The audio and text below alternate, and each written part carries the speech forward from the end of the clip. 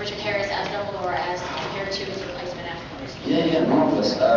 Richard Harris and Michael Gambon have both been really inspirational people to work with.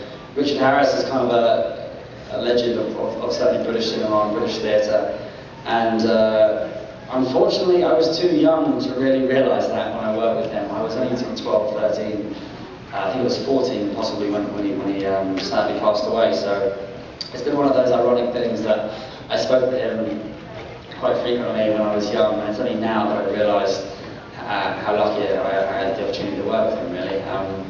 He was a very serious man, well, maybe not serious, but he didn't say an awful lot, to be honest with you, whereas Michael Gambon, or Mickey G as he's known, it's quite the opposite. The first opportunity I had a chance to work with Michael was on Half-Blood Prince, doing the scene where Draco tries to kill him. And I was terrified about this because I knew it was doing Draco in a different light, and more to the point we had a Knight of the Round Table to act against, and I was very nervous about working with him. And he could not have taken the piss more. Sorry, that's an expression that doesn't translate over here. He couldn't have joshed about. He's a bit of a joker, through and through. And I never forget actually being upset once about messing up a line, going out for a breath of fresh air with him, and him saying, Mr. Campbell, I'm really apologetic. I spent all last night having the lines. I know they were there. I should He said, are you kidding? Do you have any idea how much they pay me every week? Keep messing it up. We can be here for like He was a comedian through and through, and he was joking. He didn't mess it up for 2 weeks. But he knew exactly what to say to relieve you of your nerves. So that was very cool. I gave a chance to work with him. Alright, enjoy the rest of your time. Thank you, you too. Hi, Tom. Hey. I was wondering if you had to pick any role, your dream role in a show, past, present, or even something that hasn't been made yet, what would it be? Wow, that's a tricky one. I never forget growing up as a kid, and the role that made me want to be an actor, I guess, was James Bond.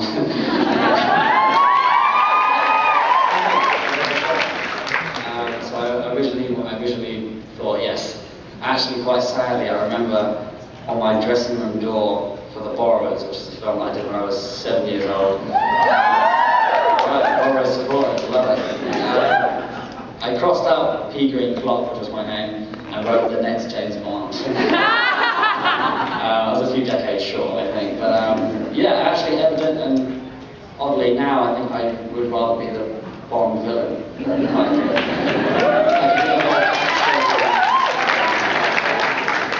hopefully one day I get a chance to do that. That would be a dream role. Thank you. Thank you. Hi. Hey. I was just wondering, who do you think would win in a battle, Batman or Superman? Out of who? Sorry, I missed the 2 contenders. Batman or Superman? Batman or Superman? Okay.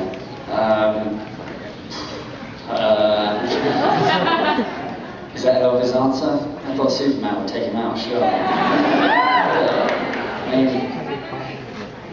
Yeah, Batman has kryptonite. She didn't mention that.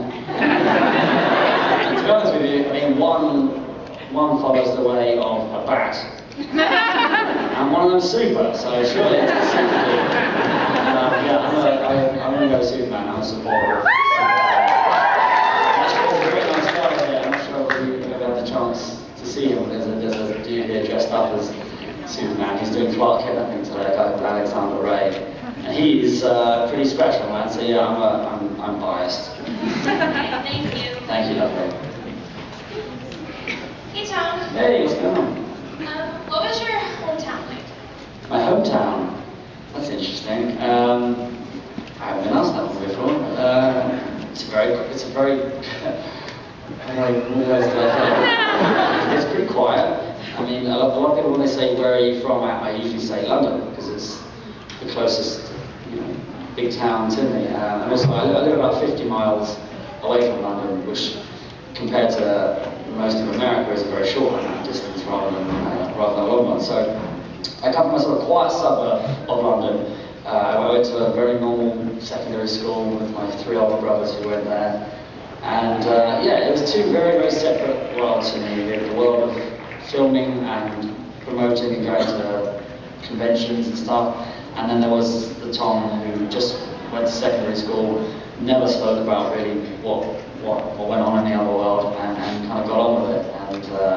And suffered greatly for having white albino hair in school, but it was all good character building stuff. So yeah, it was two very separate worlds, and I feel very lucky. I know some of the other cast members haven't been so lucky with their time.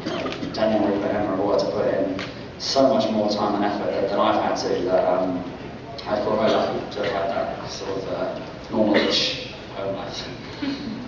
Thank you. Thank you. I hope that was remotely interesting. Hello. Hey, what's up? I was just wondering, what was your favorite Harry Potter movie? Favorite film? Okay. It's a tough one. What about you, my friend? Do you have a clear favorite? Harry Potter 5. 5? Okay. I'm a big fan of Prisoner of Azkaban. Was always we're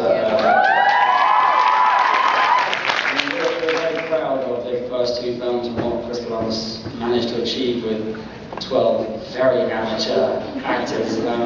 But Prisoner of Azkaban was really the first film to kind of, we saw the future there, I think, of Harry Potter when we first saw that. So that was a very cool film, but how can we deny Deathly Hallows Part 2, really? That was kind